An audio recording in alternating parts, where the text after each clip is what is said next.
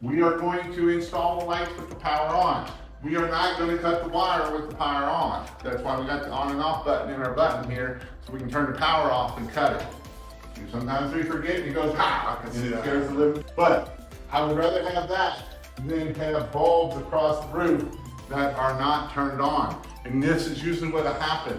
If you don't do this, you may not see those lights, because sometimes when they're pointing up, it's really hard to see if those lights are on. So now we get a callback that you installed lights and 3 of my lights aren't on. 1 of my lights ain't on. Guess what? You get your happy bud in your truck and you get to go do that. You get to go back.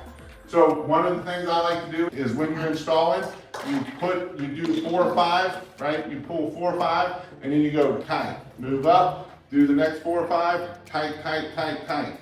Just to make sure that they're nice and snug in there, because a lot of times, like we said, you pulling them up the roof, you pulling them around, they're gonna get loose on you. So we installed for takedown.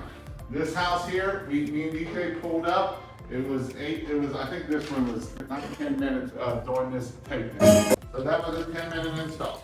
Now you've seen that all these were all bunched up in there. Now his are not gonna be bunched up in there, they're gonna be a mess. No. So when you're gonna take them apart here, I don't know if these are gonna come apart because I've been cutting them and pulling on them, but we're gonna try it here. Because I wanna show you how to put these up at the end of the year.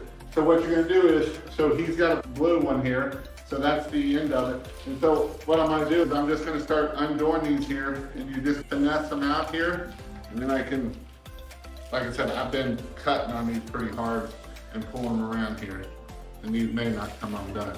So I can undo these here, and like I said, the barrel I've been cutting on, and that's why they're in this disaster. And then he's gonna get to deal with this too, because it's even gonna be worse.